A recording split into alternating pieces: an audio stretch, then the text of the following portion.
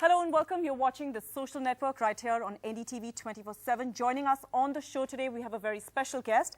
He introduces himself in his own words as an Indian born in Pakistan who is a Canadian citizen. He's a Canadian writer, broadcaster and a secular Muslim anti-Islamist activist. Those are, of course, his own words. We're joined by Mr. Tarek Fatah, who joins us from Mumbai. And, of course, the reason why he's on The Social Network today is because he is I suppose he is a bit of a mini Twitter celebrity, a bit of a mini social media celebrity. We get into why that is, but also talking about his politics and a whole lot more. We're joined by a Pakistani student activist all the way from Milan in Italy.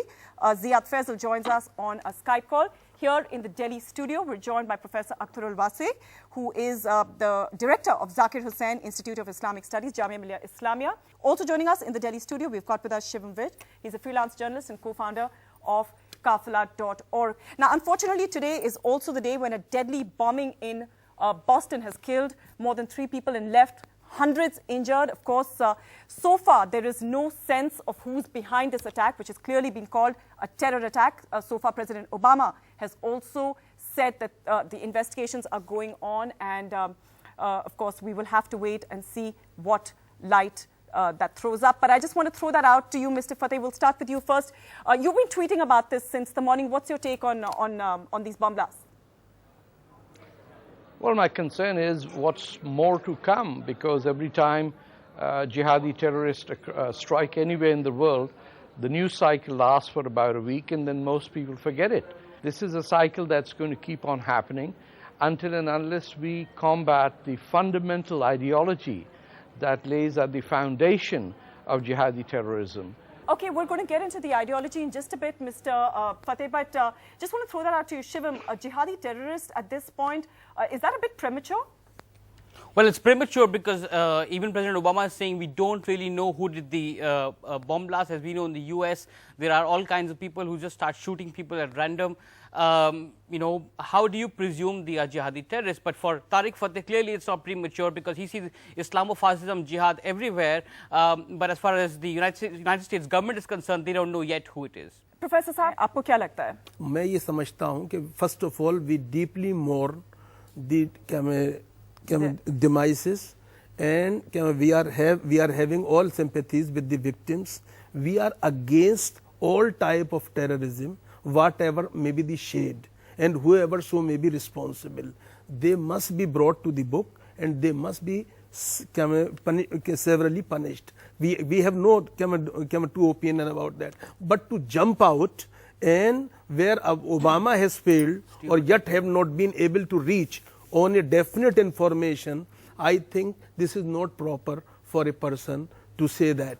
Mr. Fatah, you know, I will give you a chance to respond to that, but also, you know, I was looking at one of your tweets earlier, which has now gone absolutely viral on Twitter, you know, that picture of that Facebook profile of Akbaruddin Owaisi.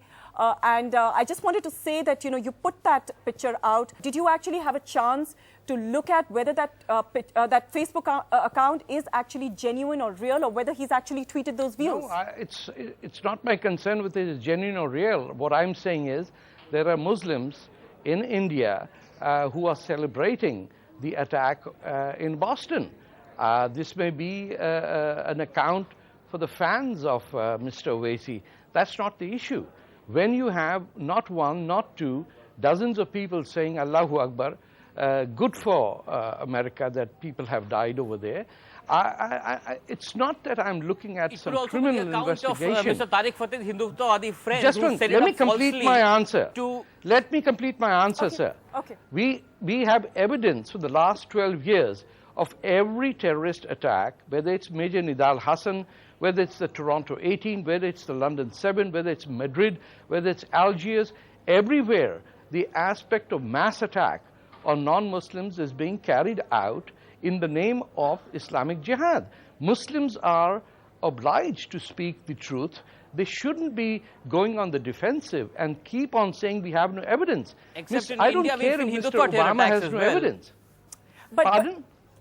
But I would like to say one thing, that as far as Indian Muslims are concerned, I do not subscribe, I do not share, I do not agree with Mr. Fatah. No Muslim is celebrating any such type of devastating act. So what are those people who are tweeting unfair. that? This is unfair, No, unfounded. why is it unfair, sir? Why is it unfair when there are people on Facebook celebrating this?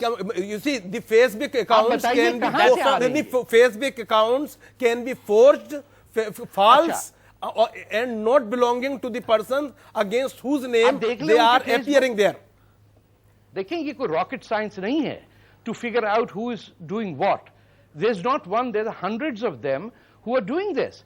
कब तक we will be ostriches with our heads in the ground denying the truth?